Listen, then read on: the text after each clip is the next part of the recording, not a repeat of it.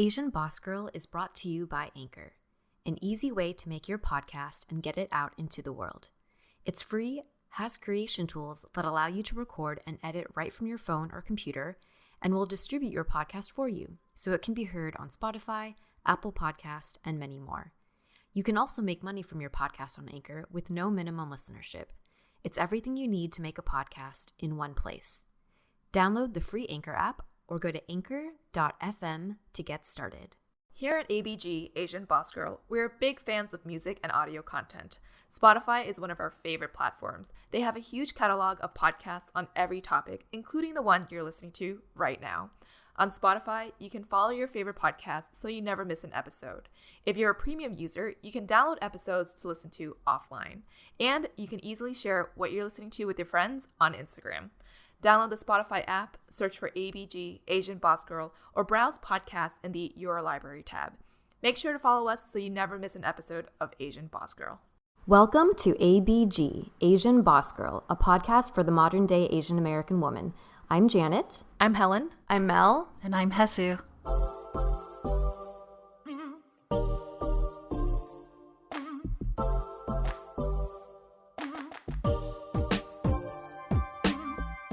Mental health is a topic that we get many messages about from our listeners. It's a sensitive and complicated topic, and especially with all the recent world events that have occurred, we thought now is the right time to take a deeper dive into this topic. Back in July 2019, we released episode 44, Mental Health with Christine Chen, where our good friend shared her personal experience with clinical depression. Today, we wanted to offer a different perspective on the topic by bringing in Hesu Jo, a licensed marriage and family therapist based in the Bay Area, California. Hesu has 7 years of experience as a mental health professional, including working with Asian American youth, families, and adults. Given her firsthand experience dealing with generational and cultural differences in her own family. Hesu is also the clinical support lead at BetterHelp, the largest online counseling platform worldwide, whom we've recently started partnering with. And after this episode, if you are curious, you can go to our show notes for a link to sign up with a special discount. Let's welcome Hesu to the Asian Boss Girl podcast. Welcome. Woo! Welcome. Wow, thank you so much for such a nice introduction. Janet does a really good job with that. Can you share a little bit about your family and how you grew up, just to give our listeners some context? Yeah, sure. So my parents are originally from South Korea, and they came to the States in 1980, and they originally came here just to study. They came here for grad school. They had every intention of going back to Korea once they were done with school, so they don't have this typical immigrant story of coming here for opportunity and a better life, because I think they were fortunate enough to come from pretty good families back in Korea, so they didn't have a reason to leave. But, however, life happens, right? So once they were in school, they had been married already, and my mom got pregnant with my older sister, and so my dad had this motivation to get done with school a little bit faster to start providing for this new growing family. And so he was able to get pretty good employment, and things kept going in that good direction for him in terms of his career track. And then I came along, and we were still here. And I think at that point they were still planning to go back eventually someday. But by the time my sister and I had grown into talking, walking people with friends and communities built around us, I think the idea of plucking us out of this country and taking us to somewhere that was foreign to us was really freaky. And so my sister and I were really resistant to it. This was when I was in kindergarten, she was in 5th grade. And so I think at that time it was then decided, I guess America is truly our home now, which it always was to me and my sister. So I was raised by Korean immigrants with a atypical immigration story. They really instilled a lot of traditional Korean values into us. They taught us the language. I grew up eating Korean food every day. So inside my home, there was a lot of decor that was pretty reflective of what a home might look like in Korea. But at the same time, both of my parents are actually professors. So I think their career tracks, having been exposed to a lot of people in this Western world and having to speak English every day, made them come to a point where they assimilated a little bit more than some of the parents of my friends. And they also were able to pick up the language pretty quickly. So they are pretty fluent in English. So while I was raised like super Korean in some ways, my parents are also very progressive in a lot of other ways, simply because of like who their colleagues are and being exposed to students year after year as professors. And I grew up in San Jose in California. San Jose is pretty big, so I grew up in an enclave of San Jose where there's a lot of Asian people, but most of those Asian people that I grew up with are Vietnamese.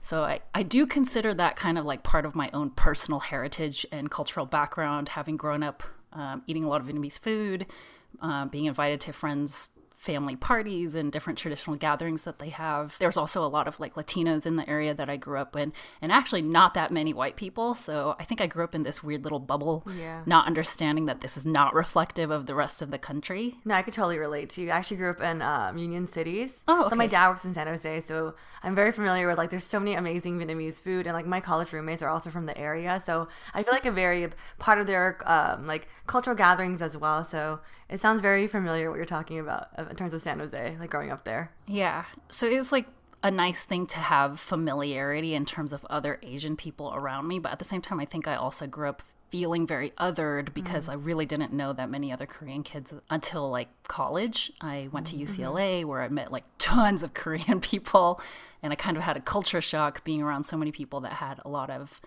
similarities in terms of like sense of humor and different family dynamics that they could understand. And I, at that point, felt like, oh, I met all these people that I don't really have to explain myself to. So that was a different and novel, but also like comforting experience.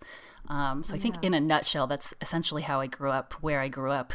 What did you major in at UCLA? So I went in undeclared, not really knowing what I wanted to do. And I think I've noticed this trend, right? Like if you're raised by parents that are doing pretty well for themselves, meaning I grew up pretty privileged, I never had this like strong drive to find a really good career to make a lot of money. It was more my parents being supportive of, you should follow your passions. And of course, we want you to find something that's going to lead to financial stability, but it's not the most important thing for you to become a doctor or a lawyer. So that's another different kind of experience that I had from a lot of my other friends whose parents did struggle with money. And so that was a driving factor in terms of career choice for a lot of my close friends. So I went in undeclared, not really knowing what I wanted to do with my life. And I didn't feel like I wanted to choose a major based on a career because that was advice from my dad. You know, my dad works in finance now, and he majored in Chinese literature. It's like a whole other thing. Wow. But because he had that experience, he really let me and my sister know that we should follow the things that we are interested in, because career stuff kind of falls into place after that, and college should be a time to enlighten yourself, enjoy the privilege of being educated. And even though he said all that stuff, it took me a while to figure out what I wanted to do. I've always been interested in like the motivation of behavior, why people do things the way that they do, think the way that they think, and then behave based on like the feelings that they have. And so what better place to kind of study all those interests than psychology? So I did major in psychology in undergrad at UCLA. And so that's where I started getting my first early exposures to this world that has become my livelihood. How did you get into the work of therapy afterwards? It's a great question. It was never truly like a career pursuit. I don't think I was ever a small child thinking like, I'm going to grow up to be a therapist. It was more doing that thing that my parents had advised of, follow your dreams, like follow the things that interest you, but also keep it practical. So that's kind of where they were, like finding this balance of it all. And so like every chapter of my life, I feel like I was doing things that felt right for me. And if I found myself in a place where it didn't feel right for me, I would scaffold and kind of try to shape the direction of my life into something that felt better. I actually majored in psychology thinking that I was going to go into marketing. I don't know. It was probably influenced by movies. I grew up watching a ton of movies because my parents worked a lot. So I was kind of this latchkey kid raised by the third parent of television. And there was this movie with Mel Gibson called What Women Want. It's so random and weird. But he's like this guy that works in advertising and marketing, and I thought that was so cool. And so based on that, I was like, I'm going to go to school to study human behavior and the mind, because if I understand where people are coming from, I can understand how to make really good commercials to make them buy stuff. But of course, that's like kind of an unorthodox route to go into marketing, but I tried to do that anyway. One of my first jobs in the marketing space was at Adidas. I tried that for a while, and it did not resonate with whatever my internal values were. It didn't feel like this is what I want to spend the rest of my life doing, like promoting something that to a lot of people is very important, but at the time it was like, do I want to spend most of my waking hours working towards clothes and making famous people more famous and like that kind of stuff? So that's where I was kind of feeling like I want to do something that's more helpful to people. I think if you talk to any therapist, I would imagine most of them would say that it started at an early age, that they were the friend that their friends would go to, that they are the person that people sought out for a shoulder to lean on or an ear to listen, and often like some kind of grounded advice that felt good for this person to hear. So I decided to leave Adidas and look for jobs in the psychology space because I figured like, let's use my education for something around helping people. And I really didn't have a lot of knowledge of what therapy was. And this kind of goes back to a cultural upbringing of my own. It's like, I don't think a lot of Asian families are talking about therapy or even talking about the things that lead to someone needing to seek it out. If you're having mental and emotional struggle or pain, I think a lot of Eastern cultures are going to focus on like working on that privately. It's a family matter. It's not something that you should be talking to strangers about. Not that that's wrong. It's like a different way to look at everything. But because of that kind of frame of reference that I think my parents had, like, I don't think they knew what therapy was. So it's not something that I knew existed. But just like looking on Craigslist and Indeed and like all these early sites to find a job, I was just searching like, what can I find as a person with a bachelor's in psychology? And so I started doing a lot of things here and there. I worked in a research lab for PhD students that were doing therapy for clients of their own. I worked in school settings and in day treatment facilities, working with kids on the spectrum or with special needs. And so this kind of opened the door to meeting a bunch of other people and professionals in this space that have different kind of licenses. And I met someone that was a therapist, and she kind of told me about what the track looks like to get there. And so that's what I started working towards at that time. So in a nutshell, that's kind of how I got to where I am today. I think something that you had just mentioned earlier that I want to ask a little bit more on, and something that I really hope that we can eradicate one day, is just how mental health is such a taboo topic in Asian culture. Why do you think that is the case? I mean, you mentioned that your parents kind of just never went through therapy, so they might not know even how to address it, but it's such like a forbidden topic within Asian culture. Yeah. Why do you think that's the case? The idea of therapy, or just like the practice of it, is very Western. It originates in like European countries, and most of the founding fathers of psychology are old white dudes. The field itself like comes from somewhere very far away from like my parents, most people of East Asian cultures especially. So I think some of the reasons why it's very taboo to even talk about mental and emotional struggle is because of this collectivistic nature of the cultures there. You're very much a representation of your family, and the way that you behave and the way that you present yourself to the outward world is very much a reflection of how your parents raised you. And so parents in a lot of East Asian cultures will take responsibility for the kid's mistake or the kid's error in some kind of treatment to other people or how they perform in school. Even illness is looked at as the mom's fault sometimes, like mom didn't take care of this kid well enough, and so now she is sick. And so because of that, I think it could be, taboo to talk about this stuff because you don't want to bring shame and all this stuff to your family, and your family doesn't want to talk about it because they don't want other people to think that they did something wrong. So I think that's at least some part of it. I do know that the study of psychology and the treatment form of therapy is becoming more accepted and more of a thing in a lot of East Asian countries and Asian in general, but it's still like worlds away from where we are in America, where it's pretty trendy to have a therapist, and there's memes about it. There's like a bunch of stuff online about being very open about being depressed and having anxiety. I myself have a therapist, and it took a lot of getting over this feeling of shame that you were talking about too. That's kind of just inherent within our culture to not go out and seek help, right? Do you have any examples of patients you've worked with, and of course respecting their privacy, but examples of scenarios where culture was a strong influence in whatever issue or issues they were trying to work through? On the kind of macro level, I have worked with clients of many different kinds of Asian descent. So like Filipino, Korean, Vietnamese, Taiwanese, people whose parents are from mainland China. I think that's pretty much the extent of the clients that I have worked with. And I can't say that any of them had something come up in the therapeutic process that wasn't connected to their family and the cultural upbringing and their background. I've even worked with people that are third generation, meaning it was their grandparents that immigrated here, and it's still passed into those generations beyond. Like, these clients didn't even speak the language of their grandparents, and yet they still felt some of the cultural pressures related to stigma when it comes to talking about their mental health and looking for help for it. And so some of the specific examples, I would say, it's interesting. I mean, I've never worked actually with very young children of Asian descent, and I think that's the landscape of that is changing now. But when I was working with kids, which most therapists do during the internship hours and before getting their license, you work with a lot of children, and I really didn't see that many kids of Asian descent come through these clinics that I worked at. And I think it's partially related to everything that we just talked about, and a lot of families being unwilling to look for that kind of support. Again, I think the landscape is quickly evolving, so that's great.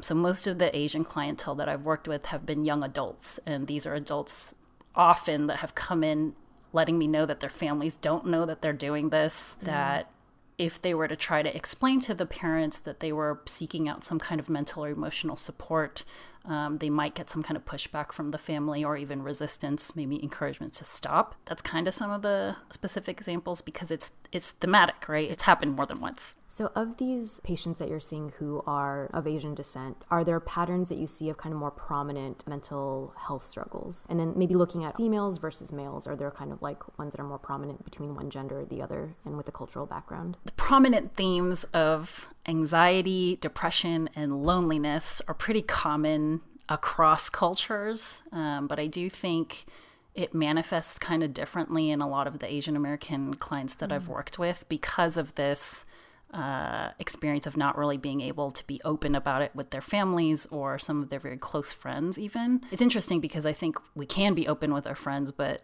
people are scared to bring it up first sometimes. So some of the themes I've seen let's start with the Asian American woman, because all of us are that. I think a lot of my clients have expressed feeling like they've been socialized and raised and pressured to become a good wife and a good mother. These are often on top of the list of like this trajectory of life that's supposed to be. So there's a lot of different mental and emotional struggles that come with that kind of expectation on people. A lot of questions about identity, like where do I find myself and how do I address my personal needs while also attending to the things that my parents are looking for, because for whatever reason, we're all probably looking to at least make them somewhat happy, whatever happiness even means. And that's kind of a convoluted thing too. I've heard several clients talk about not being exactly sure about how to define happiness, and having had experiences with parents saying life isn't about chasing happiness, which is a very Western idea. In terms of some of the Asian American male clients I've worked with, I think I'd be probably not surprised to learn that the issues that Asian American men experience look pretty different than maybe some mental or emotional struggles that men in Asia experience, simply because of this experience in the United States especially, and just in like Western media, all this kind of stuff. Asian men are kind of painted and portrayed in a certain way that they're not super manly or macho or like whatever that means. Whereas Asian men that grow up in Asia, they're not othered in this way. They're just men.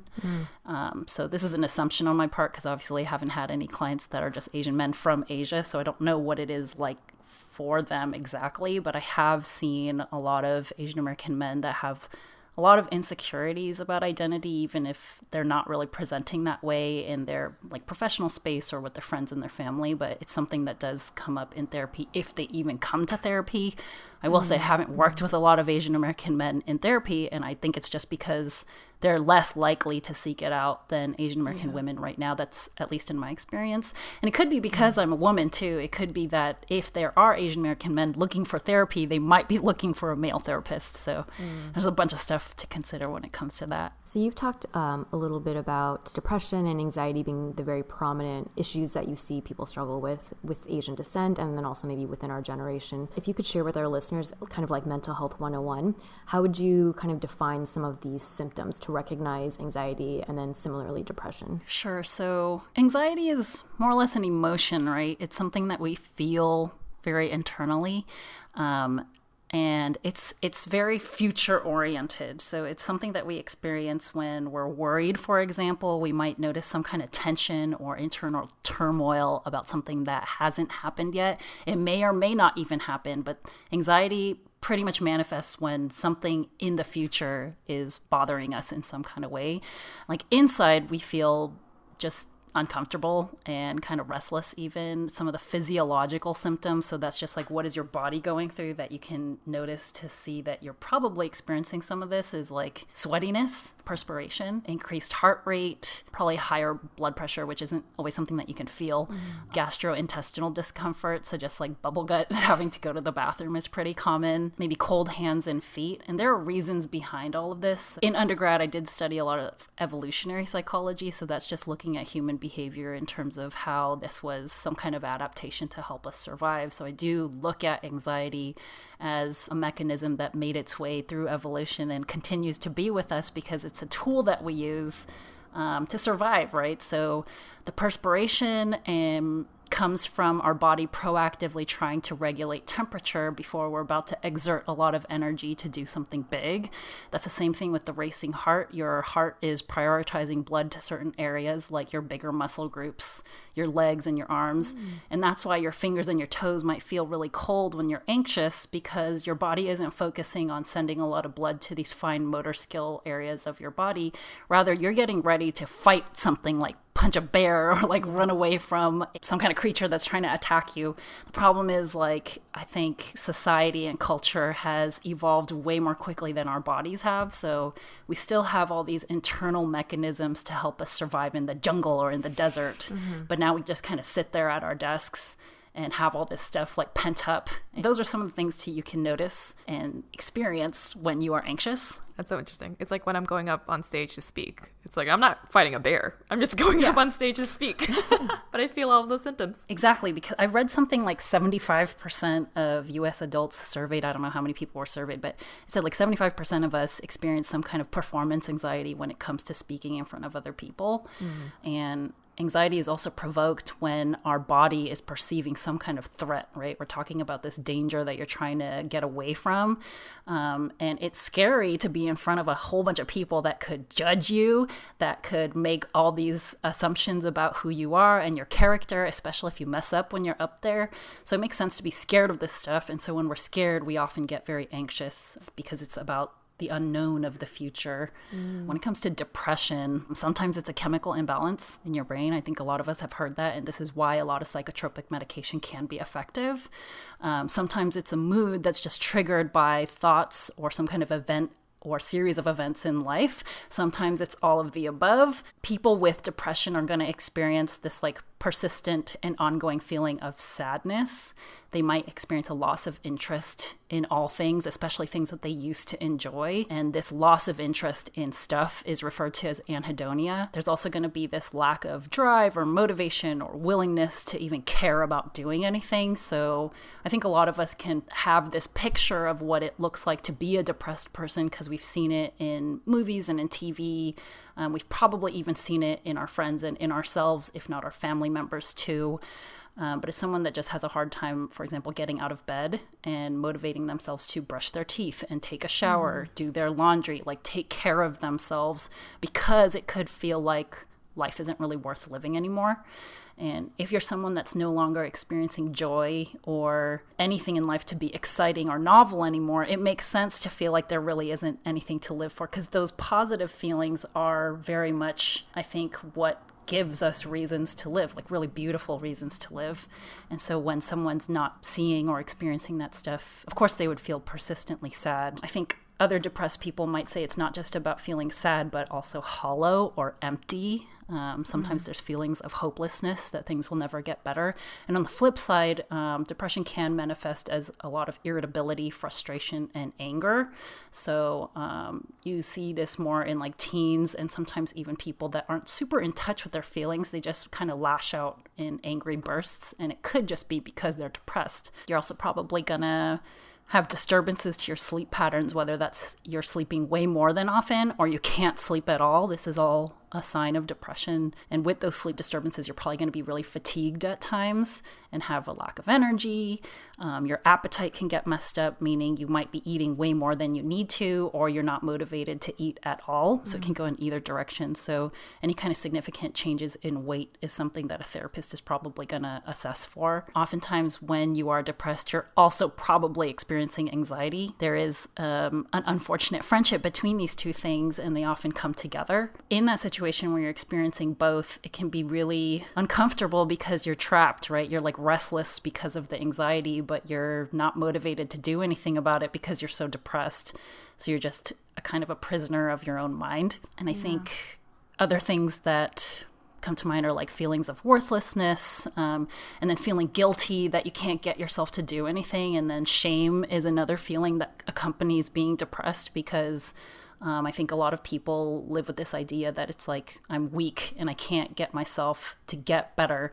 Why is it that other people are out there succeeding at their careers and having good relationships? They're making their marriages work. Like, what is wrong with me? And so guilt and shame becomes a huge thing. I think that those with depression struggle with also. Of course, on the extreme side of it is when you are now experiencing suicidal ideation. You might be even making plans or just like kind of ruminating on how you would do it, how you would end your life. You might hear about possible side effects of different antidepressants, and a lot of times they say it may increase your suicidal ideation. And I think a lot of people are very confused when they hear that.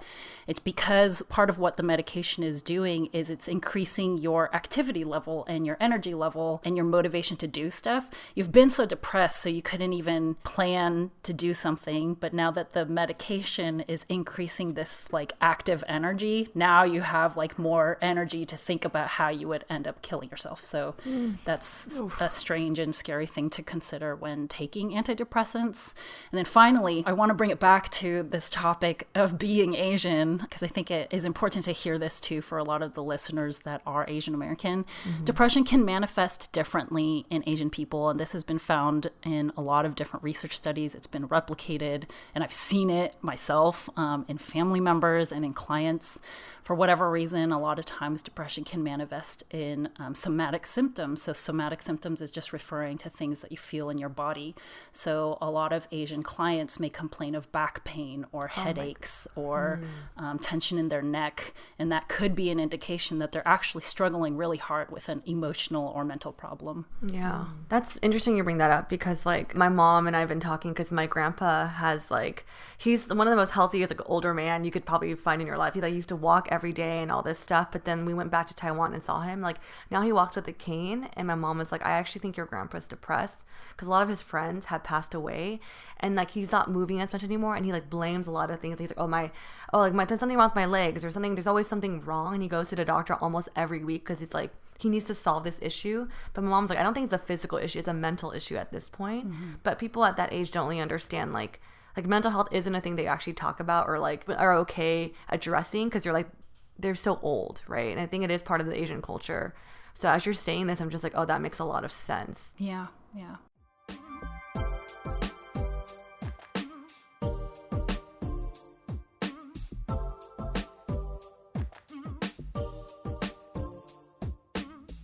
There's a prevailing stereotype that Asian women all have stick straight jet black hair, but that's just not the case. One of the main points we make on this podcast is how even though we are all Asian American women, we are all really different, and that goes for our hair too.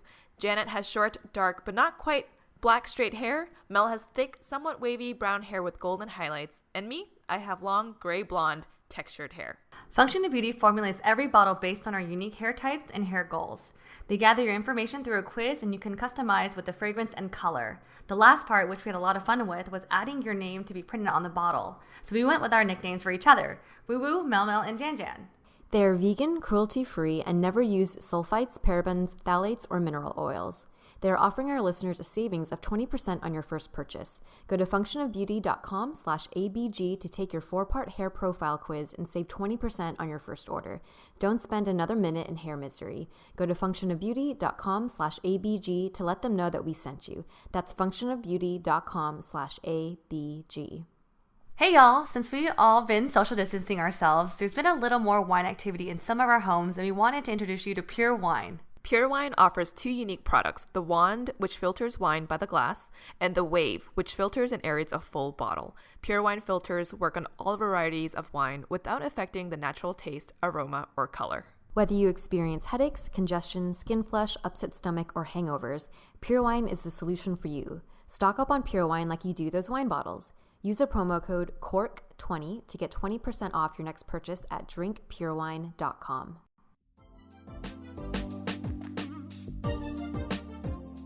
I shared on the previous episodes, like I deal with anxiety a lot, and it's gotten a lot worse into my adulthood. And so I turned to things like meditation to kind of like temper it. But it wasn't until that like I actually got a panic attack that I talked to my doctor, and she was like, maybe you should see a therapist. So like I know a lot of people right now, like we're getting a lot of DMs asking like, you know, when did you know it was the right time to seek therapy? Like for me, I had to like reach a panic attack to seek therapy. Like in your personal opinion, like when do you think it's the right time to actually look for a therapist? I mean, I'm sorry that you are going through that. That sounds so difficult. This path of action of going to see a therapist because you've now had a panic attack, it's reminding me of how a lot of Asian people approach medical care too. It's like, well, I'm not going to go to the doctor unless I'm dying.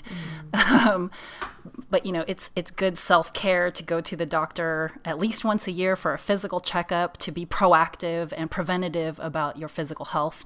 And so I want to say the same thing about your mental health. I don't think there's ever a wrong time to go see a therapist. Obviously, it's going to be limited based on like your health insurance, for example, if you want to go that route. If you have subsidized health insurance, for example, most of the time you have to go through an evaluation and an assessment, and the therapist has to determine that you meet medical necessity, meaning you kind of have to be sick enough to get these services that are being paid for by the state or, you know, at the federal level too. But when it comes to being considerate of yourself and wanting to invest something into your overall wellness, I don't think that there's ever a wrong time to consider seeing somebody.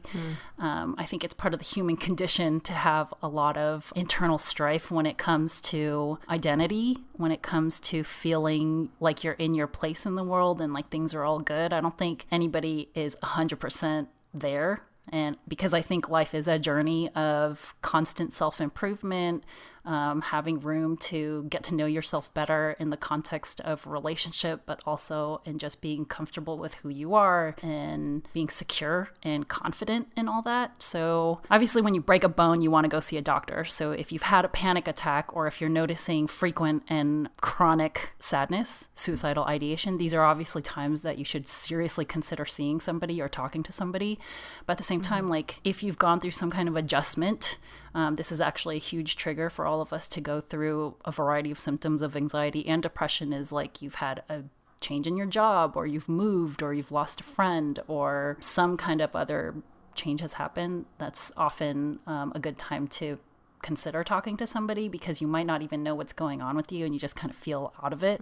I think as I entered, like, you know, seeking a therapist, like I have, I guess, 2 questions. Like, how do you recommend our listeners to go find a therapist? And like, there's so many different types of like mental health professionals, such as like a psychiatrist, psychiatrist, a counselor. So I guess like, what is the difference, and how do you know who to look for? Right. So first, I'll talk on some of the differences, and then we can talk about how to find them. So a psychiatrist specifically is a medical doctor. This is someone that went to med school and then they specialized in psychiatry, right? It's a pretty interesting field in and of itself, because these people are doctors, they're physicians by nature, and then they specialized in something like a oncologist or an OBGYN or someone like that. It's just a specialty. And so psychiatrist is who you would go to if you need medication. And psychiatrist is often who your talk therapist will refer you to if the talk therapist thinks that you might benefit from medication, or at least a consultation about that. So medication can be prescribed if you're having really, really hard time managing depression symptoms or even anxiety. The other thing, so there's like so many different license types out there that it can be quite overwhelming, and it can feel confusing. And like, what am I supposed to look for? Does it depend on what kind of problem I'm having? What if I'm having so many different kinds of problems? Do I then need 10 therapists? And really, there's this term called psychotherapist, which is used pretty broadly, and it covers a lot of different license types. And depending on the state too, there's also different licenses, and that's a whole other thing. But there's licensed marriage and family therapists, which is what license I have. And so the focus on my education and training was very much about looking at the person in the context of relationships. So whether that's in their marriage or relationship or with their family, I'm constantly conceptualizing my clients as people that are part of a system of other people. That's actually a good time to consider talking to someone, is when you notice that your relationships are struggling in some kind of way. You might be noticing that you've pushed people away, or it feels like nobody wants to be around you, or you're constantly getting into arguments with people that are important to you. That could be a good sign that something is going on. Yeah. And then there's also LCSWs, which are licensed clinical social workers. They have a background in training in social work, obviously, but they're also trained to do individual therapy with you, family therapy. I do believe some do couples counseling also. There's different like licensed professional clinical counselors, licensed mental health counselors, and then there's also clinical psychologists. So before it's a clinical psychologist, all those licenses I mentioned, most of them have the educational requirement of having a master's in some kind of counseling field or psychology, social work, something like that. Clinical psychologists have a doctorate, and it could be a PhD or a PsyD. So PsyD is a doctorate of psychology. PhD is very research focused, so you're probably working in a lab somewhere gathering a bunch of data, where PsyD is more focused on the practice of therapy. All this to say, like, all of these people are qualified to be your therapist regardless of what your issue is. I think there is kind of some understanding that if you're having a severe mental disorder, you're probably going to want to look for a clinical psychologist that can do a full assessment and evaluation of what's going on. But anxiety, depression, adjustment issues, challenges at work, issues with relationships, problems coming up with your mood, like any of these kinds of therapists are somebody that you can look for and talk to. In terms of how to find them, it can be very overwhelming. Yeah.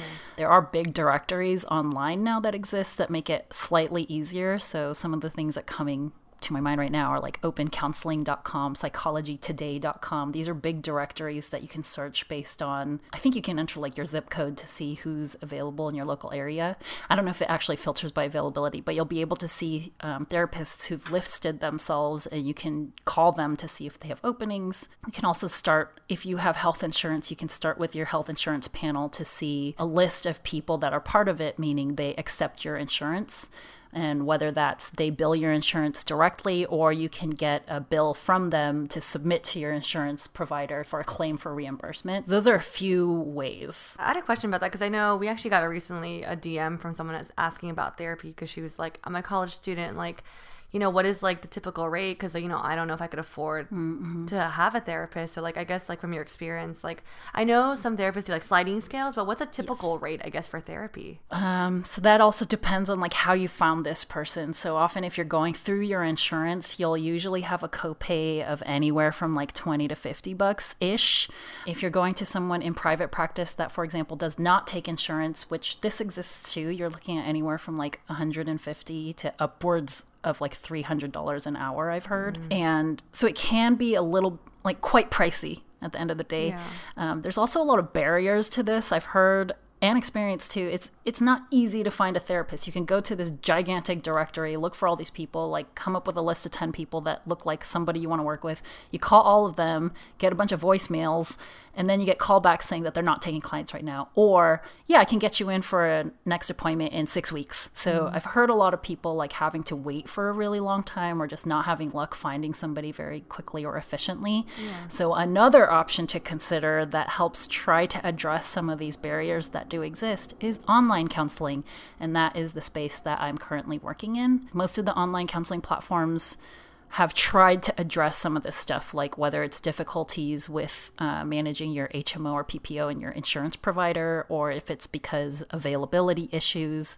With online counseling, it's all remote. So you don't have to go into an office, so that eliminates the need of having somebody that's in the same zip code of you. You generally will be good in terms of that, because there's actually thousands of therapists in this country. It's just a matter of matching those people's experiences with a client that has those kinds of needs. And it could be that somebody's in Northern California working with a therapist in Southern California. So online counseling can be helpful in that way. And I have a question too. I feel like a lot of people struggle with getting good therapists through their insurance. Is there a reason why that's the case? I know a lot of like specialty therapists won't take insurance. I mean, like therapists are human too, and when you're part of an insurance panel, it can be kind of a headache to go through and make sure that you get paid for the services that you've provided. So once a lot of private practice therapists have gotten to a certain point in their career, they just don't want to bother with the paperwork anymore. And so it's I'm in demand. People are going to pay for these sessions, whether I accept their insurance or not. So I'm just going to not do that anymore. Especially if you're a specialist, you're definitely going to be somebody that people look for. In terms of this like challenge of finding a good therapist, whether that's through your insurance panel or just in general, it comes back to this human piece is we're still all humans. And in an ideal world, every therapist is trained to be professional enough to work with any kind of client coming in through the door.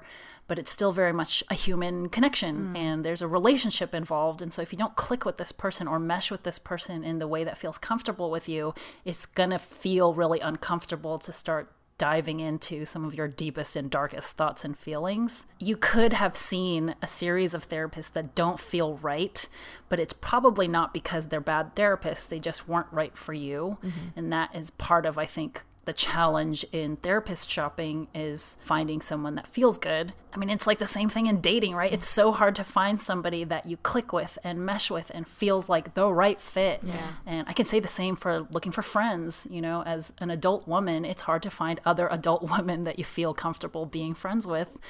So I think it's on the same note as some of that stuff. It's just like this human connection piece of the therapeutic journey is so important.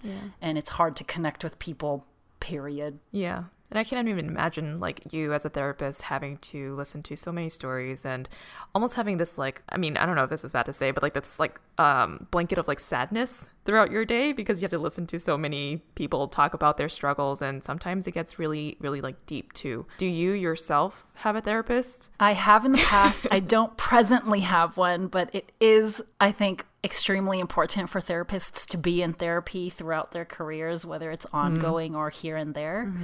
Because yes, it's emotionally draining and it brings up a lot of your own personal stuff when your clients are talking about things that are relatable, which a lot of things are because we're all connected in this interconnected humanity kind of way. It is actually a requirement for those that are training to become licensed professionals to go into therapy. Because if you're not really sure of yourself and if you're not good with your own like values, your opinions, your stances and world ideology, that kind of stuff gets really shaken up by the things that your clients bring to you. So it's really important to really have good insight into who you are so that your damaged parts don't bleed into the relationship with your client.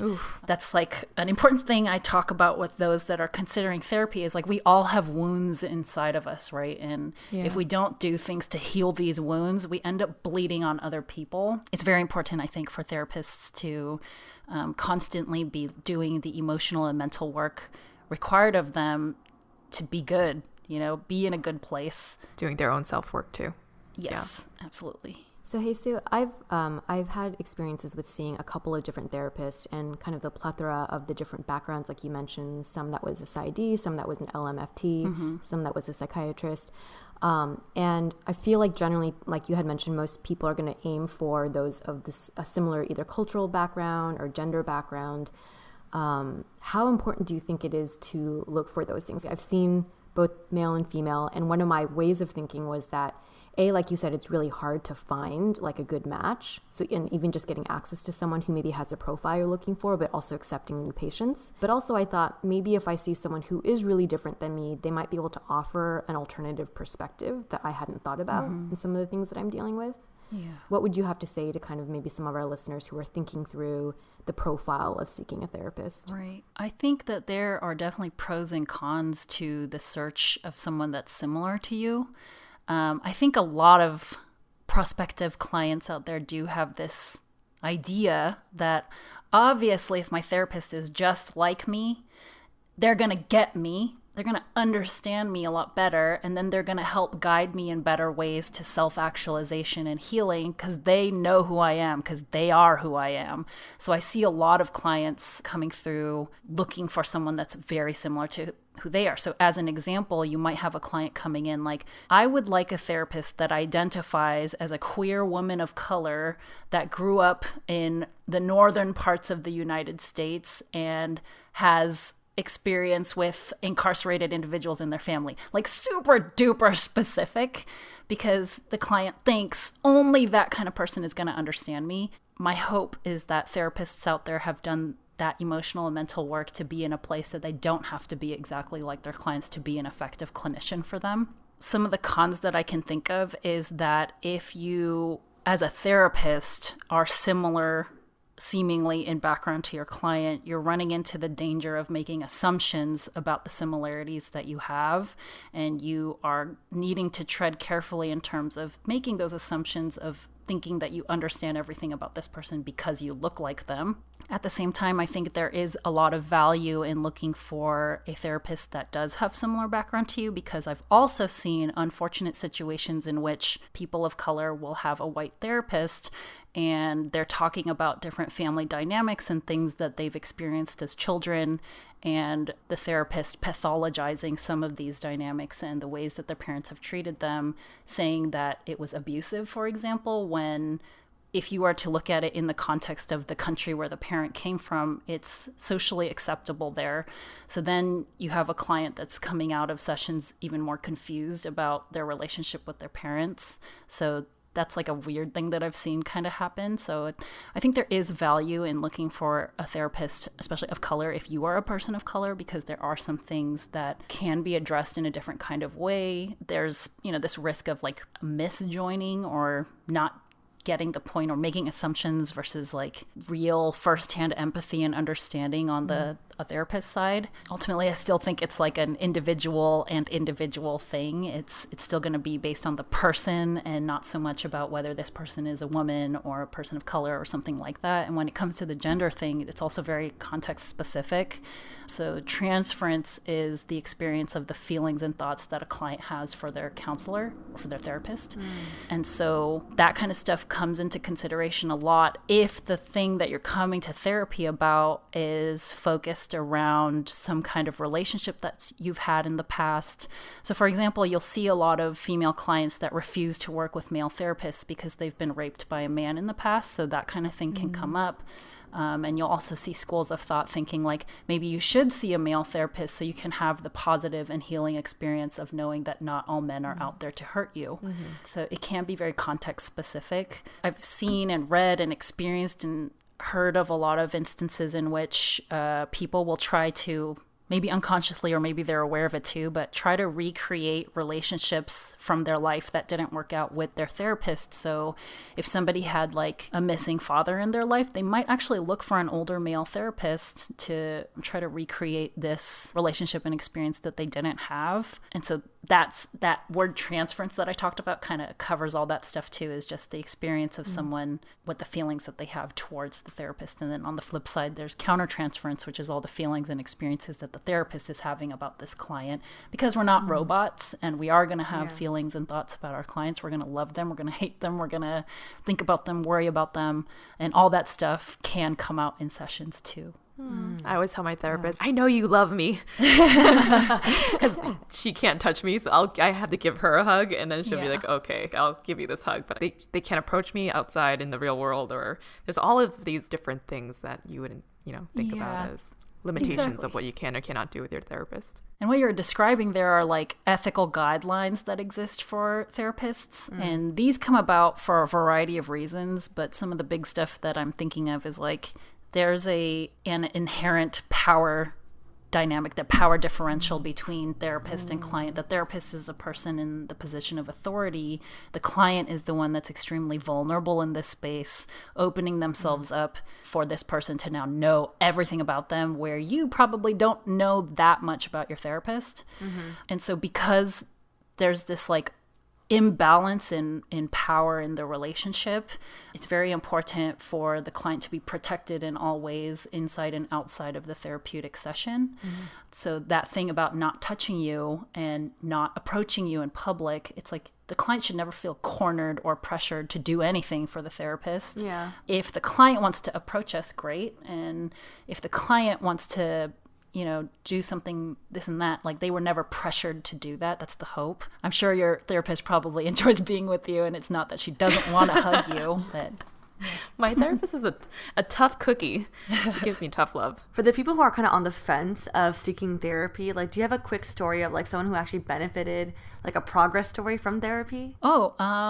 I'd like to think all of my clients have made progress. I think people look for this stuff for a variety of reasons, and the two categories I've mostly seen are they're looking to reduce some kind of symptom. So it could be that like their job performance has suffered, their sleep schedule is thrown off, they just don't feel right. So they're trying to get rid of symptoms, right? Or they're coming to therapy looking for increased insight. They want to learn more about themselves and they want to be a better person. So depending on how you're coming to therapy, you kind of work in the beginning stages with your therapist to identify what your concerns are so that you can solidify what your goals are, because that's like the whole point, is to have some kind of goal to work towards in this relationship and this treatment process.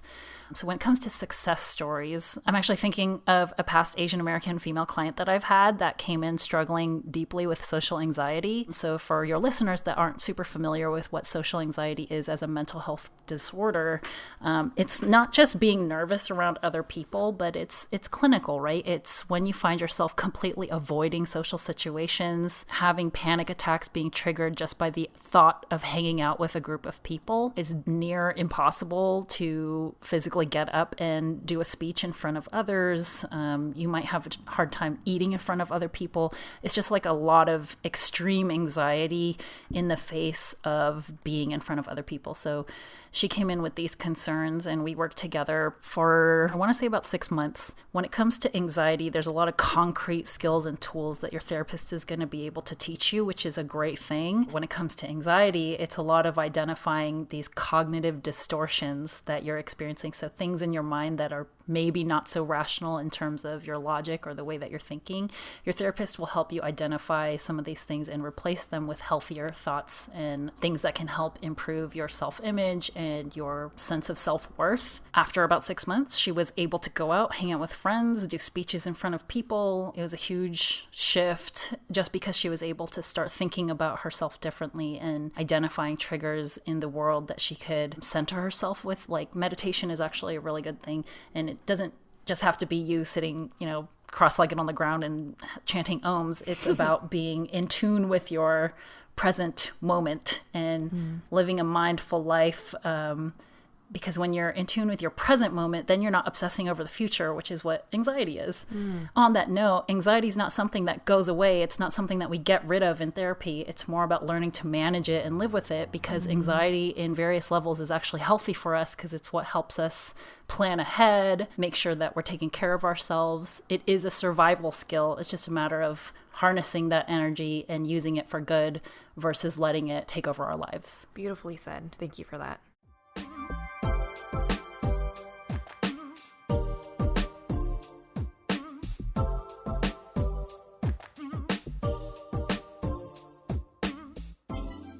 So I wanted to move into the current state of the world. With everything going on with COVID-19, there is this general global state of anxiety, especially with xenophobia and racism against the Asian community, which is causing a lot of fear, anger, and overall stress. Like, I know for me, I find myself go out to get groceries, and I will wear a hat or a cap in a sense to like hide my face, because I am in this general state of like fear of going out now, right? What would you recommend for our listeners if they are maybe involved in an incident where they're feeling afraid, or even worse, if they get verbally or physically attacked? I wish I had a very good answer for this, but it's hard to say, because admittedly, I've been very afraid too. I've been scared for my parents, for my family, a lot of my friends, some of my clients, and myself. Like when I leave my home, I'm also having that internal debate of like, should I wear a mask? Because if I wear a mask, people are going to think I have it. And if I don't wear a mask, they're going to yell at me to wear a mask. I've seen so much stuff online about this stuff. And so here's the human side of me saying, like, I've been anxious about this too.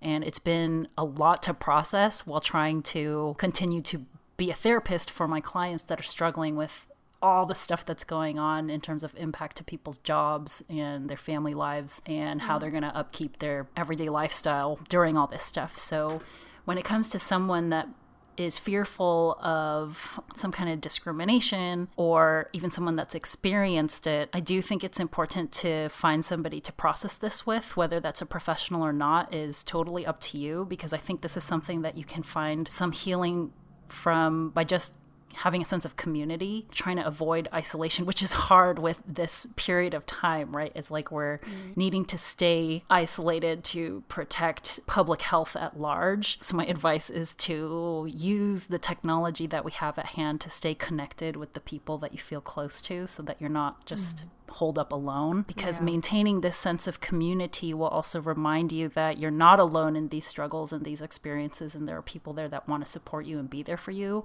Of course, if you've actually been a victim of one of these unfortunate situations, like depending on the situation, I can't tell you what to do, but my encouragement would be to speak out about it. Like, use whatever platforms you have. If you have people that can speak on it, if it's a crime that needs to be reported, these are things that need to be brought into the light in order for somebody or some entity or some group of people as humanity to address it. Because if you just like hole up and don't say anything about it and do what a lot of us are raised to do and just suck it up and try to move on quietly, it's just going to rot inside of you, I think, and turn into those wounds that will end up bleeding on other people somewhere down the line, whether that's next week or in a few years from now.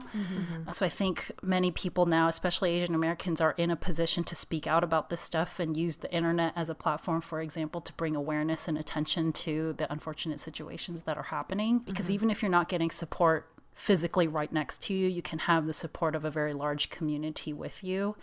So I think it's just important to bring awareness to the situation, and so that it's not ignored or forgotten. I had a question for that topic too, because like I know you mentioned, like, you know, obviously all of us are in social isolation, and like I think it's really great that we have the platform of, you know, the internet to, like, you know, raise awareness. I think for me, like, even though I love social media, that's what I do full time actually as a job, that I think sometimes what I've noticed a behavior I'm doing is like I check my phone every day for the news, and unfortunately all I see is like really just sad things about like our friends losing their business due to the coronavirus, or like all these videos like people being racist towards Asian Americans and Asians. And I think to some degree, like, I feel myself like I'm not directly affected by this racism, because like I'm not being, you know, personally racially attacked, but I'm affected by reading and seeing all these like horrendous things are happening around me, to like I feel like I'm kind of like losing myself, or losing like like I feel myself becoming really down. I think I feel like a sense of like I'm not doing my part as an Asian American to stand up to people, but at the same time I feel like I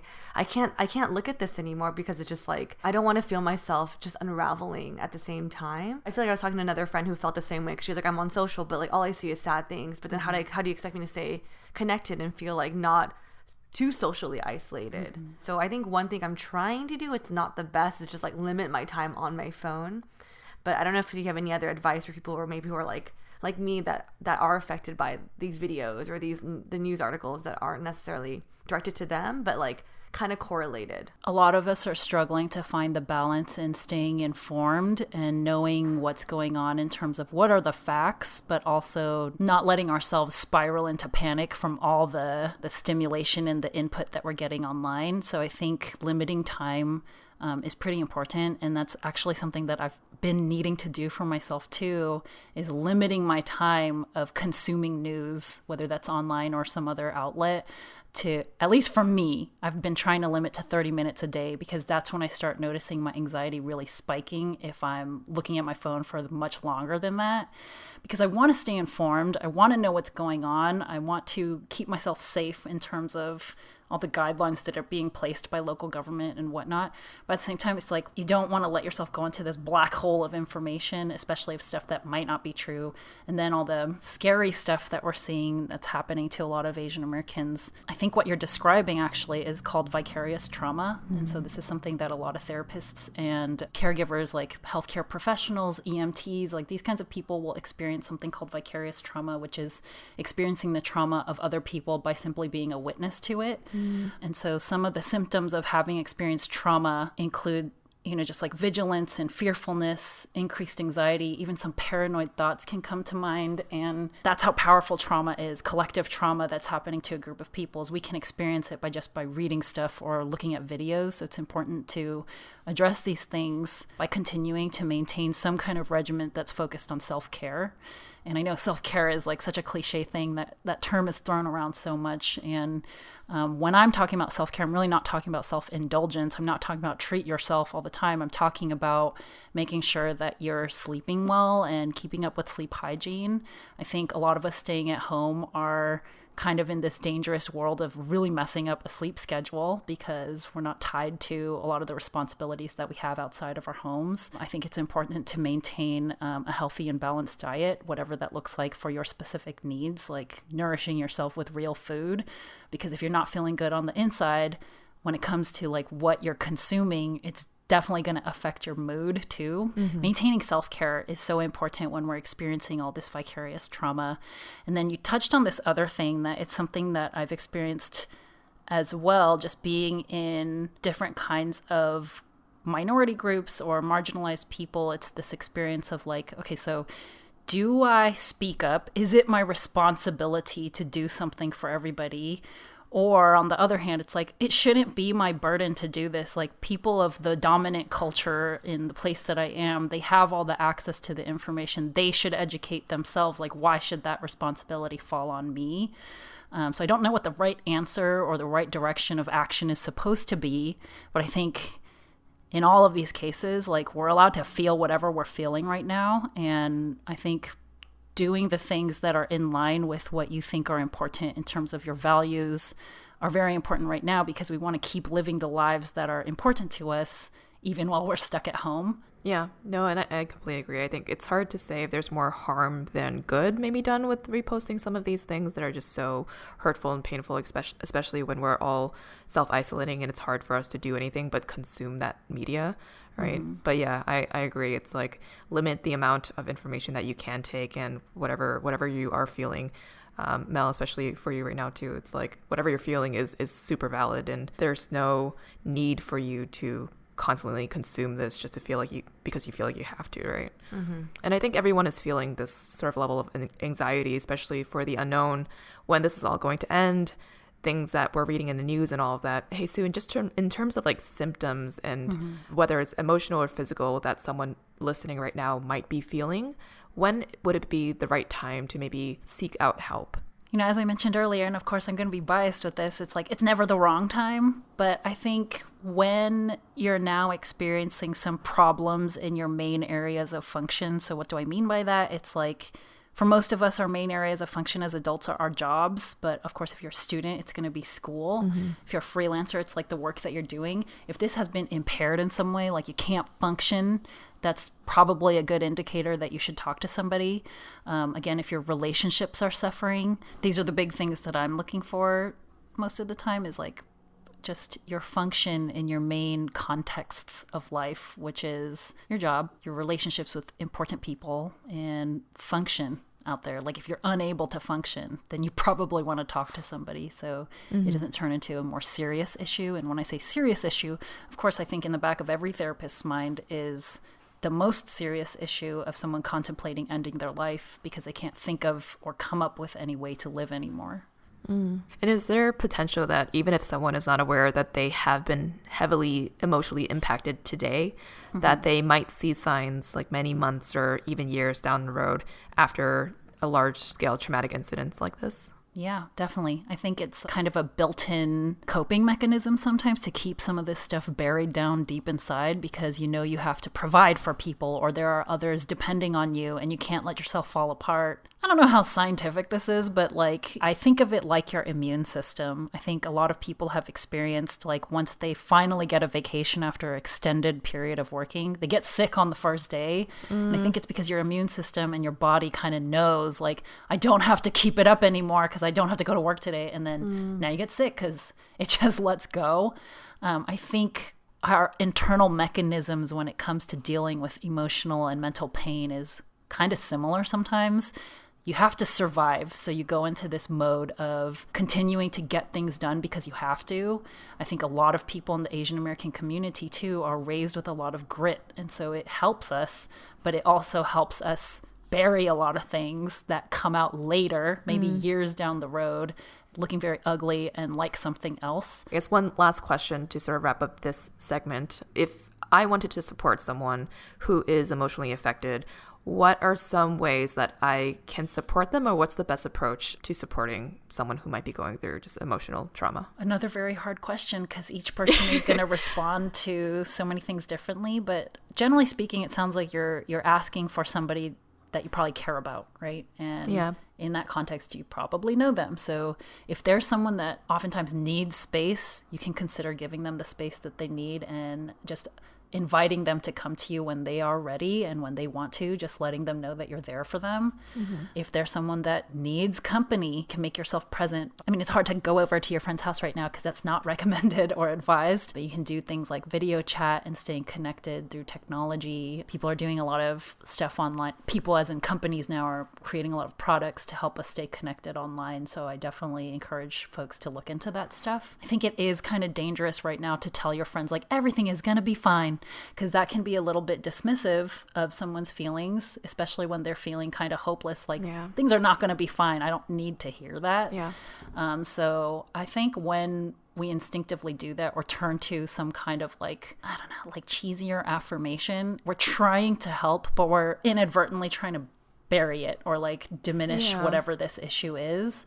So that's one of the skills that a therapist will do. We will validate the concerns that our clients are bringing to us rather than trying to make the concerns go away by saying that they don't exist. That makes me think of that scene from Inside Out where Bing Bong like loses all of his stuff, and I think the fairy person was just like, you know what, it's okay, let's just go, it's fine. And then he like doesn't really feel anything from that, but then Sadness comes by and sits down next to him, and she's just like, I know how much that meant to you. And then he was like, yeah, it did mean a lot. He was like, you know what, I feel a little bit better now, like we can start going.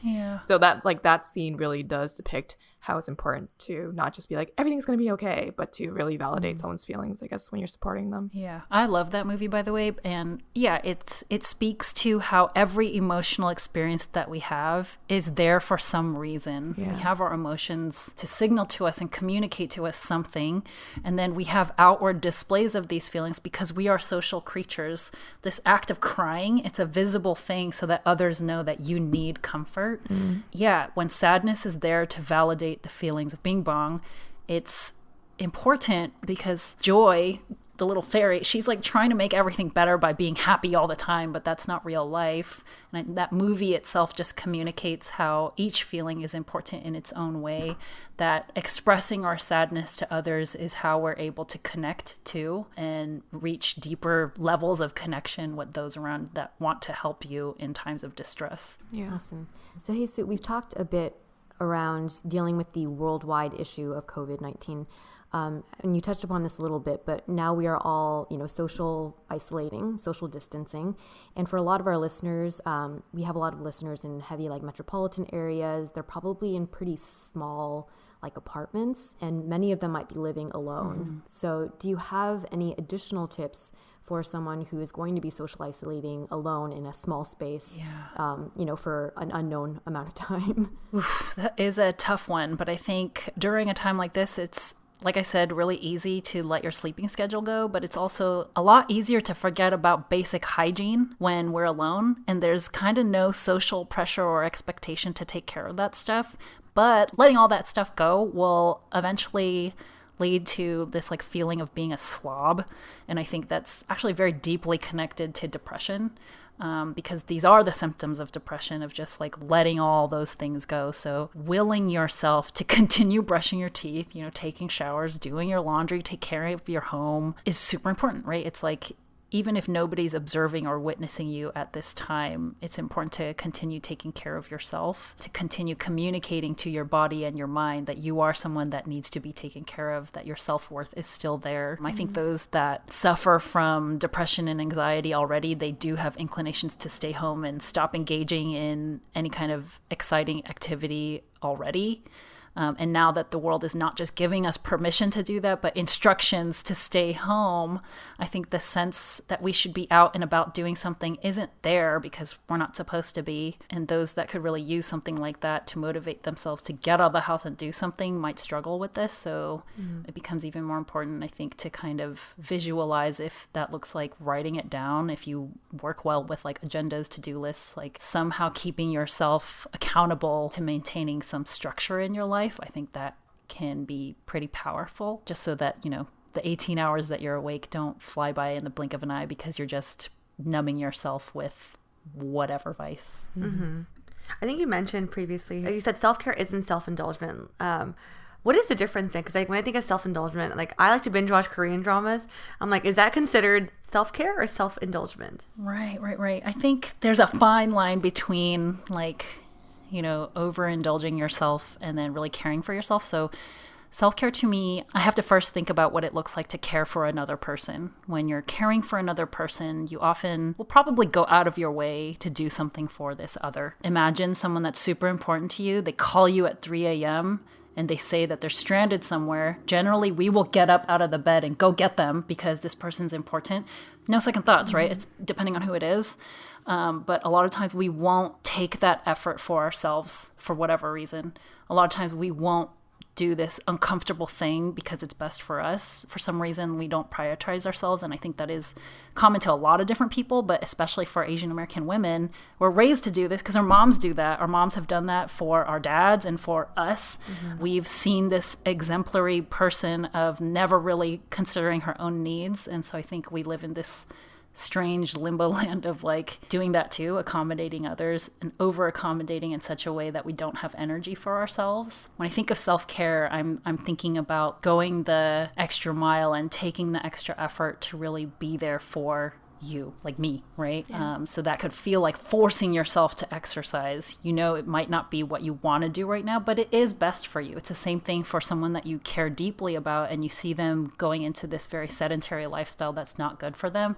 You're probably going to encourage them or at least hint at some way that they should probably change their lifestyle a little bit.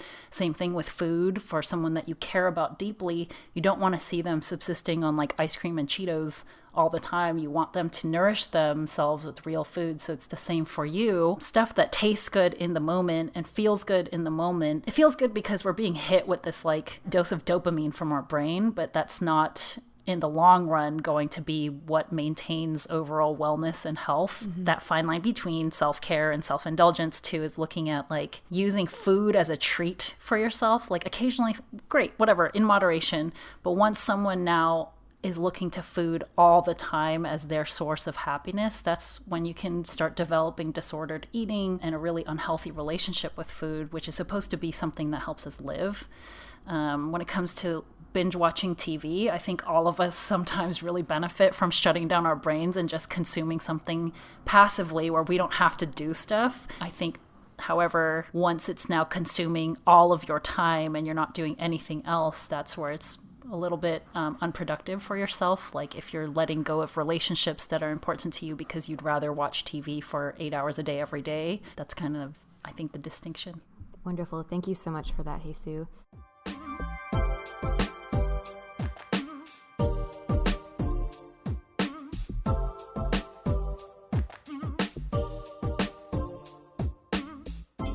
Well, I think that wraps our episode for today. Jesus, thank you so much for joining us. We really appreciate you sharing your expertise in mental health with all of our listeners and also sharing with us your personal background.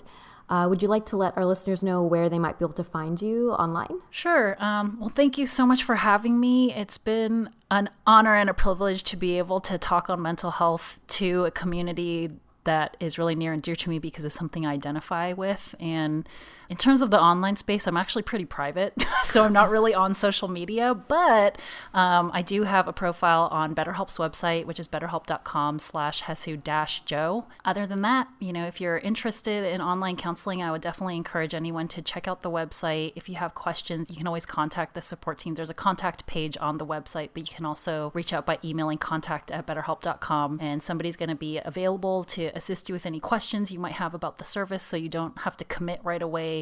you can kind of see if it's a good fit for you before making that choice. We actually started partnering with BetterHelp recently. So if you are interested, as Jesus mentioned, you can go to betterhelp.com/ABG, and they're actually offering 10% off the first month to our listeners. So you can access the link in our show notes. You can find us on all the podcasting platforms like Spotify, Apple Podcasts, and Google Podcasts. Subscribe and leave us a rating and review at Asian Boss Girl. And if you'd like to support us through monthly donations, you can do so at anchor.fm/AsianBossGirl/support. And we are very active on social media. Our handle is at Asian Boss Girl. Let us know you're listening by taking a screenshot of your phone, sharing on your IG story, and tagging us. You know, you can also include something that you learned from today from our special guest, Jesus, and we'll restore it on our own Instagram. And also, we have just launched our YouTube channel, so you can find us at Asian Boss Girl. We just released our New York City vlog. Thanks, guys. Thanks so much, Jesus. Jesus. Till the next episode. Bye.